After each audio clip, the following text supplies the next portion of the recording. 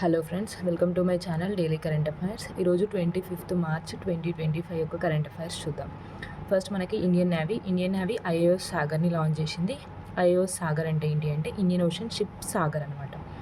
దాని తర్వాత ఐకేఎం, సో ఇది అనమాట AIKEMY ఇది ఒక ఎక్సర్సైజ్ అనమాట. ఇది ఆఫ్రికన్ కంట్రీస్ ఉంటాయి, దాంతోపాటు ఇండియా కూడా ఇందులో పార్టిసిపేట్ చేస్తుంది. 8 నేషన్స్ పార్టిసిపేట్ చేస్తాయి. ఈ ఐకేఎం ఎక్సర్సైజ్లో ఇండియా నేవీ కూడా పార్టిసిపేట్ చేస్తుంది. అసలు ఐకేఎం అంటే ఏంటి అంటే African India key maritime engagement అనమాట. Africa India key maritime engagement.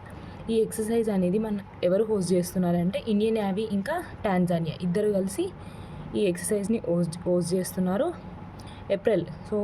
రాబోయే మంత్లో ఏప్రిల్ 2025లో 6 days ఇది జరగబోతుంది. ఎక్కడ అంటే దారుసులం తాంజానియాలో ఐకేఎం ఎక్సర్సైజ్ జరగబోతుంది. 8 నేషన్స్ ఇందులో పార్టిసిపేట్ చేస్తాయి. ఇండియన్ నేవీ ఇంకా టాంజానియా దీన్ని హోస్ట్ చేస్తుంది. సో మనకి రక్షణ మంత్రి అయిన రాజ్నాథ్ సింగ్ గారు ఈ ఐకేఎం ఎక్సర్సైజ్ని ఇనాగ్రేట్ చేయబోతున్నారు. సో ఇది మనకి ఇంపార్టెంట్ ఐకేఎం ఎక్సర్సైజ్.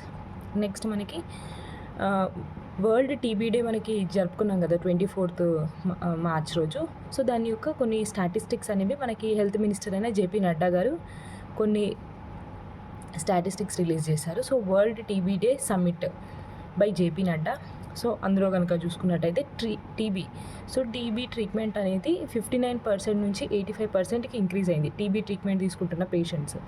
దాంతోపాటు మనకి టీబీని నిర్మూలించడానికి మన government 100 Day TB Mukt Bharat అభియాన్ని లాంచ్ చేసింది కదా.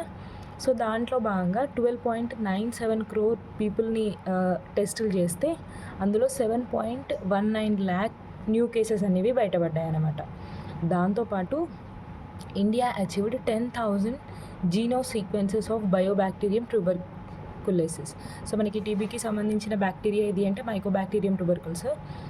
దాంతో 10,000 ఇండియా అచీవ్ చేసింది అనమాట జీనోమ్ సీక్వెన్సెస్. నెక్స్ట్ మనకి ఇండియా హోస్ట్ 3-day PSCF 2025. అసలు PSCF అంటే ఏంటి? So private sector collaborative forum 2025 అనమాట. India to host 3-day PSCF private sector collaborative forum ఎక్కడ అంటే ముంబైలో 25th నుంచి 27th మార్చ్ వరకు ఇది జరుగుతుంది. సో మనకి FATF federation of task force ఉంటుంది కదా. సో దాని యొక్క ప్రెసిడెంట్ అయిన MS ఎల్సిడాడే దీన్ని ఇనాగ్రేట్ చేస్తారు. ఎవరితో కలిసి అంటే మన RBI గవర్నర్ అయిన సంజయ్ మల్హోత్రాతో కలిసి ఈ PSCF ఫోరంని ఇనాగ్రేట్ చేస్తారు. అంత ఇంపార్టెంట్ కాదు, జస్ట్ ఒక్కసారి చూసుకుంటే అయిపోద్ది. నెక్స్ట్ మనకి నీతి Aayog. So national institution of transforming India Aayog. So planning commission స్థానంలో వచ్చిన సంస్థ. సో నేషనల్ నీతి ఆయోగ్ ఒక వర్క్షాప్ని ఆర్గనైజ్ చేసింది. దేనిపైన అంటే building synergies in Indian innovation ecosystem. ఎక్కడ అంటే గాంధీనగర్, గుజరాత్లో. ఎప్పుడు 22nd మార్చ్ రోజు ఒక వర్క్షాప్ అనమాట. నెక్స్ట్ మనకి మిట్టి. So ministry of electronics and information technology host nano electronics road show and conference on semiconductor ఎకోసిస్టమ్ని ఒక రోడ్ షోని హోస్ట్ చేస్తుంది మిట్టి. ఎక్కడ అంటే బెంగళూరులో మార్చ్ 27th రోజు. బెంగళూరు IISc బెంగళూరు ఉంటుంది కదా. సో అక్కడ మార్చ్ 27th రోజు వివిధ IITsతో కలిసి దీన్ని మిట్టి నిర్వహిస్తుంది అనమాట. So nano electronics road show and conference on semi conductor ecosystem. Next మనకి నిన్ననే చూసాం కదా. సో మనకి అపెడా జాగ్రీని కానీ ఇంకా యాంథోనియం ఫ్లవర్స్ని కానీ ఎక్స్పోర్ట్ చేస్తుంది అని. ఈరోజు మనకి దాలే చిల్లీ అనమాట. ఇది ఒక GI ట్యాగ్డ్ ప్రోడక్ట్ అనమాట, సిక్కింకి సంబంధించి. దీన్ని అపెడా ఎక్కడికి ఎక్స్పోర్ట్ చేస్తుంది? సోలమాన్ ఐలాండ్స్కి ఎక్స్పోర్ట్ చేస్తుంది. So Dalle chilli from Sikkim to Solomon islands. APEDA agriculture processed foods export development authority. So next మనకి ఒక న్యూ స్పీసీస్ అనమాట. ఇది ఒక ఆల్గీ అంటే ఏంటి అంటే మనకి నీళ్ళల్లో జీవించే జీవులు ఉంటాయి కదా. సో దాన్ని మనం ఆల్గీ అంటాం. ఆల్గీ ఫ్రెష్ వాటర్లో ఉంటుంది. ఎక్కడ అంటే కేరళ వెస్టర్న్ ఘాట్స్లో. సో దీని యొక్క సైంటిఫిక్ నేమ్ కనుక చూసుకున్నట్టయితే షీథియా రోజ్ మెలనీస్. ఒక ప్లాంట్ స్పీసీస్ అనమాట ఇది. నెక్స్ట్ మనకి AI వాషింగ్ అనే టర్మ్ వార్తల్లో ఉంది. అసలు ఏంటి అంటే AI washing refers to the practice of overstating or misrepresenting use of AI. So ఏఐని డిఫరెంట్ ఇల్లీగల్ యాక్షన్స్కి యూజ్ చేయడం అనమాట. సో మంచి పనులకు కాకుండా చెడు పనులకు ఏఐని యూజ్ చేయడానికి ఏఐ వాషింగ్ అంటారు. So important. నెక్స్ట్ మనకి parliamentary standing committee on agriculture ఒక రిపోర్ట్ని సబ్మిట్ చేసింది ఫిషరీస్ సెక్టర్ పైన. అసలు ఫిషరీస్ సెక్టర్ ఎలా ఉంది అనే దానిపైన ఒక రిపోర్ట్ని ఇచ్చింది. చూద్దాం దాని గురించి. India contributes 8% of the global production. So మనకి గ్లోబల్లో ఎంతైతే ఫిషరీస్ ఉత్పత్తి అవుతున్నాయో, ఫిషెస్ ప్రొడక్షన్ అవుతుందో అందులో 8% ఇండియానే కాంట్రిబ్యూట్ చేస్తుంది. దాని తర్వాత India is the third largest fish producing country. India third ప్లేస్లో ఉంది ఫిష్ ప్రొడక్షన్లో. సో మనకి బార్డర్ ఏరియాస్లో, సో ఇండో పాకిస్తాన్ కానీ సో అక్కడ బార్డర్ ఏరియాస్లో ఏఐ రోబోట్స్ని ఇండియా డిప్లాయ్ చేయబోతుంది. సో ఏఐ రోబోట్స్ని పెట్టబోతుంది. ఈ ఏఐ రోబోట్స్ని ఎవరు డెవలప్ చేశారు అంటే IIT Guwahati developed AI robots for deploying at border areas అనమాట. మసాయి మారా నేషనల్ పార్క్ ఎక్కడ ఉంది అంటే కెన్యాలో ఉంది. సో ఎగ్జామ్లో రావచ్చు. రీసెంట్గా న్యూస్లో ఉన్న మసాయి మారా నేషనల్ పార్క్ ఎక్కడ ఉంది అంటే కెన్యాలో ఉంది. ఇక్కడ మనకి ఒక స్కేర్ లయన్, సో మనకి ఒక కన్ను ఇట్లా ఉంటుంది. సో ఆ స్కేర్ లయన్ యొక్క డాక్యుమెంటరీని రిలీజ్ చేసింది. సో ఒక్క లైన్లో గుర్తుపెట్టుకుంటే చాలు, మసాయి మారా నేషనల్ పార్క్ కెన్యాలో ఉంది. అదొక డాక్యుమెంటరీ రిలీజ్ చేసింది స్కేర్ లయన్ పైన. మన తెలంగాణకి సంబంధించి మహిళా శక్తి ప్రోగ్రామ్ ఉంటుంది కదా, సో అందులో భాగంగా 2500 ఫుడ్ ప్రాసెసింగ్ యూనిట్స్ని ఎస్టాబ్లిష్ చేయబోతున్నారు. సో దీనికి టెక్నాలజీ మన ఇక్రిసాట్ సంగారెడ్డిలో ఉంటుంది కదా, ఇక్రిసాట్ పటాన్చెరు. సో ఆ ఇక్రిసాట్ ఈ మహిళా శక్తి ప్రోగ్రామ్స్కి ఫుడ్ ప్రాసెసింగ్ యూనిట్స్ ఏవైతే ఎస్టాబ్లిష్ చేస్తామో వాటికి టెక్నాలజీ ఇస్తుంది. So Mahila Shakti program 2500 food processing units, వీటికి టెక్నాలజీ ఇక్రిసాట్ అంతే. నెక్స్ట్ మనకి మెప్మా. సో మెప్మా అనేది ఏంటి అంటే mission for elimination of poverty in municipal areas. So MEPMA సెర్పన్ 2 ఉంటాయి. మెప్మా అనేది ఏంటి అంటే అర్బన్ ఏరియాస్లో పావర్టీని ఎలిమినేట్ చేయడానికి. సెర్ప్ అనేది ఏంటి అంటే society for elimination of rural poverty. So rural ఏరియాస్లో పావర్టీని ఎలిమినేట్ చేయడానికి సెర్ప్. ఈ రెండింటిని మింగిల్ చేయబోతున్నారు. అంటే MEPMA going to mingle in SERP. So సెర్ప్లోనే మెప్మాని కూడా మింగిల్ చేస్తున్నారు. సో తెలంగాణకి సంబంధించిన మెప్మాని సెర్ప్లో కల్పిస్తున్నారు. నెక్స్ట్ మనకి world's first 3D printed railway station. So world's first 3D printed railway station ఎక్కడ అంటే జపాన్లో నిర్మించారు. 6 అవర్స్లో దీన్ని కంప్లీట్ చేశారు. ఒక్క లైనర్ సూపర్లేటివ్.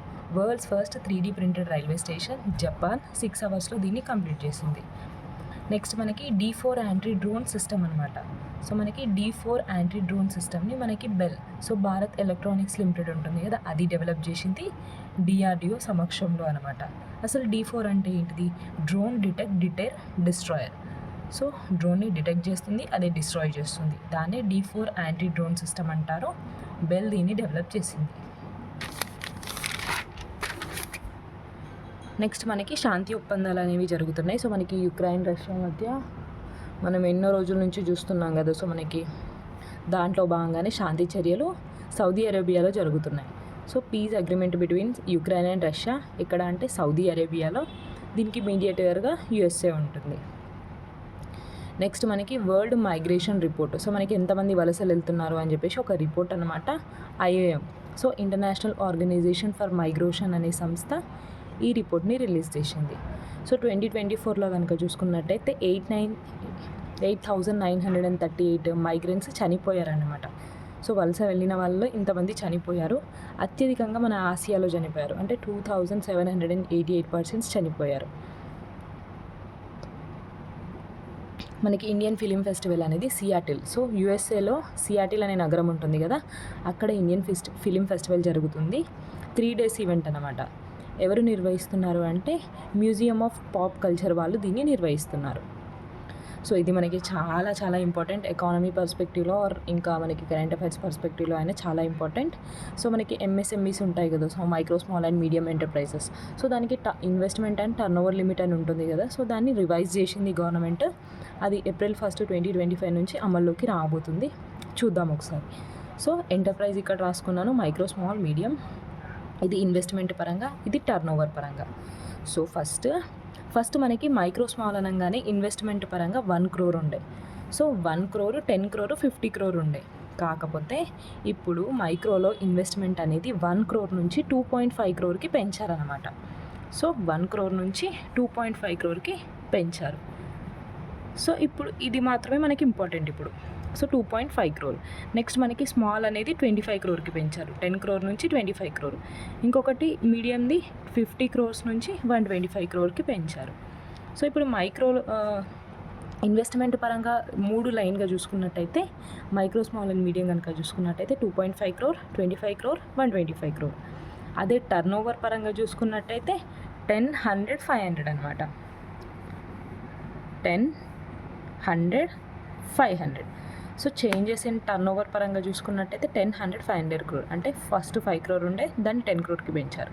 తర్వాత 50 crore ఉండే 100 crore, 250 crore ఉండే 500 crore. సో ఈ ఇన్వెస్ట్మెంట్స్ అనేది 2.5 times పెంచారనమాట. సో అంటే 1 crore నుంచి 2.5 crore అంటే 2.5 times పెరిగినట్టు కదా. అదే టర్న్ ఓవర్ అయితే 2 times పెరిగింది. టర్న్ ఓవర్ ఎంత పెరిగింది? 2 times పెరిగింది. సో ఇది చాలా important. Micro, small and medium enterprises first మీరు ఇట్లనే గుర్తుపెట్టుకోండి, ఈజీ గుర్తుంటుంది. ఇన్వెస్ట్మెంట్ ఎట్లా, టర్న్ ఓవర్ ఎట్లా. ఇన్వెస్ట్మెంట్ అంటే 2.5, 25, 125. అదే టర్న్ ఓవర్ అయితే 10, 100, 500. ఈజీ గుర్తుంటుంది. Done with this. ఇది మనకి April 1st నుంచి అమల్లోకి రాబోతుంది. మనకి ఎగ్జామ్లో చాలా ఇంపార్టెంట్. స్టేట్మెంట్ వైజ్గా ఇస్తారు. ఇట్లనే గుర్తుపెట్టుకుంటే మేము అక్కడ స్టేట్మెంట్లో కూడా ఈజీగా ఆన్సర్ చేయగలుగుతాం. Investment, turn over. నెక్స్ట్ మనకి OEKO, ఒకే టెక్స్ అనేది ఒక స్టాండర్డ్ సర్టిఫికేషన్ ఇచ్చింది. ఎవరికి అంటే మనకి NHEDC, north eastern handicrafts and handloom development corporation of India లిమిటెడ్కి ఈ సర్టిఫికేట్ వచ్చింది. దేనికోసము అంటే ఎరీ సిల్క్. సో మనకి ఎరీ సిల్క్, మగ్గర్ సిల్క్, ఇట్లా డిఫరెంట్ సిల్క్స్ ఉంటాయి కదా. సో దాంట్లో భాగంగా ఎరీ సిల్క్కి ఈ NHDCకి ఒక టెక్స్ స్టాండర్డ్ సర్టిఫికేషన్ అనేది వచ్చింది. ఈ ఒక టెక్స్ అనేది ఏంటి అంటే జర్మనీకి సంబంధించిన సంస్థ ఈ సర్టిఫికేషన్ని ఇస్తుంది అనమాట. ఎరీ సిల్క్ అనేది మనకి అస్సాం యొక్క GI ట్యాగ్. ఇది కూడా ఇంపార్టెంట్. అస్సాం యొక్క GI ట్యాగే Eri silk. So important. Next మనకి తౌర్ ఫిలిమోత్సవ్ అనేది జమ్మూ కాశ్మీర్లో జరుగుతుంది. జమ్మూ కాశ్మీర్ లెఫ్టినెంట్ గవర్నర్ అయిన మనోజ్ సిన్హా గారు దీన్ని ఇనాగరేట్ చేశారు. నెక్స్ట్ మనకి నేషనల్ హౌసింగ్ బోర్డు ఉంటుంది కదా, అది ఒక రిపోర్ట్ని రిలీజ్ చేసింది. ఏంటి అంటే NHB released report on trends and progress of housing in India 2024. ఎట్లుంది అంటే సో మనకి 100% లోన్స్ NHB ఇస్తే 81% లోన్స్ అనేవి బ్యాంక్స్ ఇస్తున్నాయి. 100% లోన్స్లో 81% లోన్స్ బ్యాంక్స్ ఇస్తే 19% ఫైనాన్స్ కంపెనీస్ ఉంటాయి కదా, సో అవి ఇస్తున్నాయి అనమాట. సో మనకి ఒక హౌస్ని కట్టాలంటే లోన్స్ కావాలి. అందులో 100% లోన్స్ అనుకుంటే 81% లోన్స్ బ్యాంక్స్ నుంచి పీపుల్ తెచ్చుకుంటే ఒక 19% మాత్రం ఫైనాన్స్ కంపెనీస్ నుంచి తెచ్చుకుంటున్నారు. దాంతోపాటు హౌసింగ్ లోన్స్ ఉంటాయి కదా, ఎంత పర్సెంటేజ్ ఆఫ్ GDP కనుక చూసుకున్నట్టయితే ఫస్ట్ మనకి 6.6% ఉండే, దాది 11.29% అనేది ఇంక్రీజ్ అయింది. As percentage of GDP housing loans అనేవి 6.6% నుంచి 11.29%కి ఇంక్రీజ్ అయింది. అదే గ్రీన్ బిల్డింగ్స్ ఉంటాయి కదా, సో గ్రీన్ బిల్డింగ్స్ అంటే ఏంటిది, ఎన్విరాన్మెంట్కి ఏవి హాని చేయవు. సో ఆ బిల్డింగ్స్ మాత్రం జస్ట్ 5% ఉండిపోయాయి. సో మనకి ఒక బుక్ వార్తల్లో ఉంది, చాలా important. A new book on CSK, మనకి చెన్నై సూపర్ కింగ్స్ ఉంటారు కదా, సో వాళ్ళపైన ఒక బుక్ అనమాట. సో వాళ్ళ స్టోరీని తెలిపే ఒక book, Leo the untold story అనమాట. లియో ద అన్టోల్డ్ స్టోరీ CSKకి సంబంధించిన బుక్. ఎవరు రాశారు అంటే PS రమన్ గారు రాశారు. PS Raman wrote Leo the untold story అనమాట. సో ఇది కూడా మనకి చాలా ఇంపార్టెంట్. ఈరోజు మనకి ఎన్విరాన్మెంట్కి సంబంధించిన చాలా అంశాలు ఉన్నాయి. యునెక్టాడ్ అంటే మనకి ఎప్పుడు గుర్తొస్తుంది అంటే ఇది మనకి డెవలప్డ్ నేషన్స్ అని చెప్పేసి క్లాసిఫికేషన్ ఉంటుంది కదా, సో మనకి క్లాసిఫై చేస్తుంది కంట్రీస్ని. యునెక్టాడ్ క్లాసిఫికేషన్ కూడా ఉంటుంది, అది చాలా ఇంపార్టెంట్. ఇది ఏం చేసింది అంటే ఒక రిపోర్ట్ని రిలీజ్ చేసింది, ఏ వరల్డ్ ఆఫ్ డెబ్ట్ రిపోర్ట్. సో మనకి అప్పులు ఎలా ఉన్నాయి అని చెప్పేసి ఒక రిపోర్ట్ అనమాట, ఏ వరల్డ్ ఆఫ్ డెబ్ట్ రిపోర్ట్ 2024. సో అసలు యునెక్టాడ్ అంటే ఏంటిది? UN conference on trade and development. UN conference on trade and development అనమాట. సో దీని ప్రకారం పబ్లిక్ డెట్ ఎంత ఉంది అంటే $97 మిలియన్ ఉంది అనమాట. $97 మిలియన్ పబ్లిక్ డెట్ ఉంది 2023లో. దాంతోపాటు ఇంకేం చెప్తుంది అంటే డెవలపింగ్ కంట్రీస్ యొక్క అప్ అనేది పెరుగుతుంది కంపేర్ టు డెవలప్డ్ కంట్రీస్. దాంతోపాటు డెవలపింగ్ కంట్రీస్ అనేవి ఎక్కువ పెడుతున్నాయి దేనిపైన అంటే ఇంట్రెస్ట్ పేమెంట్ చేయడానికి. అప్పులు తెచ్చుకున్నామంటే ఇంట్రెస్ట్ పక్కా కట్టాలి కదా. సో డెవలపింగ్ కంట్రీస్ ఫోకస్ అంతా కూడా ఇంట్రెస్ట్ పేమెంట్ పైనే ఉంటుంది అని ఈ యునెక్టెడ్ రిపోర్ట్ అనేది చెప్తుంది. దాంతోపాటు డెట్స్ అనేవి డెవలపింగ్ కంట్రీస్ చాలా తెచ్చుకుంటున్నాయి కంపేర్ టు డెవలప్డ్ కంట్రీస్ అని కూడా చెప్పింది. నెక్స్ట్ మనకి ఇది కూడా చాలా ఇంపార్టెంట్. ఉమెన్స్ కబడ్డీ ఇంకా మెన్స్ కబడ్డీ 2 జరిగాయి. ఎక్కడ అంటే మనకి వోల్వర్హాంప్టన్ ఇంగ్లాండ్లో జరిగింది అనమాట. వోల్వర్హాంప్టన్ ఇంగ్లాండ్లో జరిగింది ఉమెన్స్ ఇంకా మెన్స్ వరల్డ్ కప్ 2025. ఇందులో 2 కూడా ఇండియా విన్ అయింది. సో మెన్స్లో ఇండియా వర్సెస్ ఇంగ్లాండ్ విన్ అయింది, ఉమెన్స్లో కూడా ఇండియా వర్సెస్ ఇంగ్లాండ్ విన్ అయింది. సో మనకి ఈజీ గుర్తుపెట్టుకోవడానికి ఇదొక హింట్. ఇంగ్లాండ్లోనే జరిగింది. ఇండియా ఇద్దరిని ఓడించి ఇండియా మెన్స్ సింగిల్స్లో కూడా మెన్స్ ఉమెన్స్లో ఇండియానే విన్ అయింది ఇంగ్లాండ్ని ఓడించి. సో 3 లైన్స్లో గుర్తుపెట్టుకుంటే ఈజీ గుర్తుంటుంది. So women's kabaddi world cup ఎక్కడ జరిగింది? ఇంగ్లాండ్లో జరిగింది. మెన్స్లో ఎవరు విన్ అయ్యారు? మెన్స్లో ఎవరు విన్ అయ్యారు? ఇండియా. ఎవరిని డిఫీట్ చేసి? ఇంగ్లాండ్ని. ఉమెన్స్లో ఎవరు విన్ అయ్యారు? ఇండియా. ఎవరిని డిఫీట్ చేసి? ఇంగ్లాండ్. ఈజీ గుర్తుంటుంది. సో బక్షీ కప్ 2025 అనేది మన ఇండియన్ నేవల్ అకాడమీ విన్ అయింది. ఇది ఎక్కడ జరిగింది అంటే కన్నూర్, కేరళ. సో 1 లైనర్గా గుర్తుపెట్టుకుంటే చాలు.